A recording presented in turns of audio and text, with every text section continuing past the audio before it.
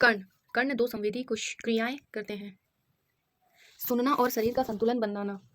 शरीर क्रिया विज्ञान की दृष्टि से कर्ण को 3 मुख्य भागों में विभक्त किया जा सकता है, बाह्य कर्ण, मध्य कर्ण और अंतःकर्ण। बाह्य कर्ण पिन्ना या ऑरिकुला तथा बाह्य श्रवण गुहा का बना होता है, मीन्स ऑरिकल्स।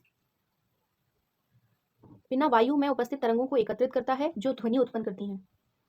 बाह्य श्रवण गुहा कर्णपटह झिल्ली पर तक भीतर की ओर जाती है।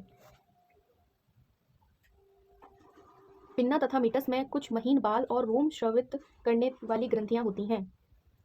जो मोम सिक्रीज करने वाली ग्लैंड्स कहाँ होती हैं? पिन्ना तथा मीटस में।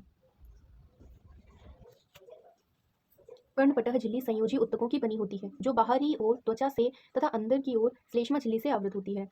मध्य कर्ण 3 अस्थियों से बना होता है जिन्हें मैलियस, इनकस, स्टैपीज कहते हैं। ये एक दूसरे से श्रृंखला के रूप में जुड़ी रहती हैं। मैलियस कर्णपटह झिल्ली से और स्टेपीज कोक्लिया की अंडाकार खिड़की से जुड़ी होती है। जो स्टेपीज होती है वो ओवल शेप विंडो से जुड़ी होती है। कर्ण अस्थियां ध्वनि तरंग को अंतःकर्ण तक पहुंचाने की क्षमता को बढ़ाती हैं। यूस्टैकियन नलिका मध्य कर्ण गुहा को फेरिंक्स से जोड़ती है। यूस्टैकियन नलिका मध्य कर्ण गुहा को फेरिंक्स से जोड़ती है। यूस्टैकियन नलिका कर्णपटह के दोनों ओर दाब को समान रखती है। This is important. द्रव से भरा अंतःकर्ण लेब्रिंथ कहलाता है जो कि अस्थिल और झिल्लीमय लेब्रिंथ का बना होता है। अस्थिल लेब्रिंथ वाहिकाओं की एक श्रृंखला होती है।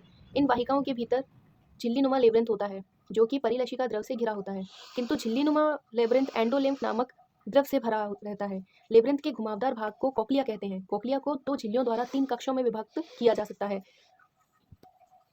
कोक्लिया को 2 झिल्लियों द्वारा 3 कक्षों में विभक्त किया जा सकता है जिन्हें बैसिलर झिल्ली और राइजनर्स झिल्ली कहते हैं। ऊपरी कक्ष को स्कैला वेस्टिबुली, मध्य कक्ष को स्कैला मीडिया और निचले कक्ष को scala tympani. Upper is vestibuli, then media, then tympani. Scala vestibuli और स्कैला टिम्पेनी परिलशिका द्रव से तथा स्कैला मीडिया अंतरलशिका द्रव से भरा होता है। कोक्लिया के नीचे स्कैला वेस्टिबुली अंडाकार खिड़की में समाप्त होता है जबकि स्कैला टिम्पेनी गोलाकार खिड़की में समाप्त होता है।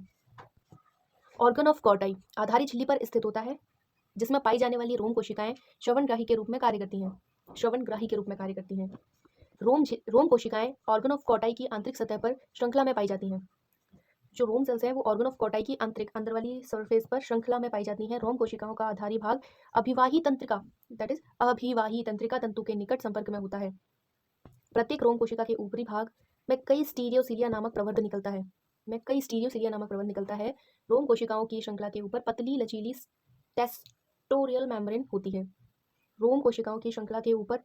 टेक्टोरियल मेम्ब्रेन होती है। अंतःकर्ण में कोक्लिया के ऊपर जटिल तंत्र वेस्टिब्यूलर तंत्र भी होता है। वेस्टिब्यूलर तंत्र 3 अर्धचंद्राकार नलिकाओं और ऑटोलिथ से बना होता है ब्रैकेट। मैक्यूला लघुकोश यानी सैकल और यूट्रिकल का संवेदी हिस्सा है ब्रैकेट बंद। प्रत्येक अर्धचंद्राकार नलिका एक दूसरे से समकोण पर भिन्न तल पर स्थित होती है। झिल्लीनुमा नलिकाएं अस्थिर नलिका के परिलशिका में डूबी रहती है। नलिका का फूला हुआ आधार भाग एम्पुला जिसमें एक उभार निकलता है जिसे क्रिस्टा एम्पुलरिस कहते हैं। प्रत्येक क्रिस्टा में रोम कोशिकाएं होती हैं। लघुकोश और यूट्रिकल में उभारनुमा संरचना मैक्यूला होती है। क्रिस्टा व मैक्यूला वेस्टिबुलर ऑर्गन के विशिष्ट ग्राही होते हैं जो शरीर को संतुलन व सही स्थिति के लिए उत्तरदायी होते हैं। श्रवण की क्रिया कर्ण किसी प्रकार ध्वनि तंत्रों को तंत्रिकीय आवेगों में बदलता है जो कि मस्तिष्क द्वारा उद्दीप्त व क्रियात्मक होकर उसे हमें ध्वनि की पहचान कराते हैं। बाह्य कर्ण ध्वनि तरंग को ग्रहण कर कर्णपटह तक भेजता है। ध्वनि तरंग के प्रतिक्रिया में कर्णपटह में कंपन होता है और ये कंपन अस्थिकाओं जैसे कि मैलियस, इनकस और स्टेपिस से होते हुए गोलाकार खिड़की तक पहुंचते हैं। गोलाकार खिड़की से कंपन कोक्लिया में भरे द्रव तक पहुंचता है जहां ये लिम्फ में तरंगें उत्पन्न करते हैं। लिम्फ की तरंगें आधार में हलचल उत्तेजित करती हैं। आधारीय झिल्ली में गति से रोम कोशिकाएं मुड़ती हैं और टेक्टोरियल झिल्ली पर दबाव डालती हैं। फलस्वरूप संगठित अभिवाही न्यूरॉन्स में तंत्रिका आवेग उत्पन्न होते हैं। ये आवेग अभिवाही तंतुओं द्वारा श्रवण तंत्रिका से होते हुए मस्तिष्क के श्रवण वल्कुट तक भेजे जाते हैं तथा जहां आवेगों का विश्लेषण कर ध्वनि की पहचान होती है।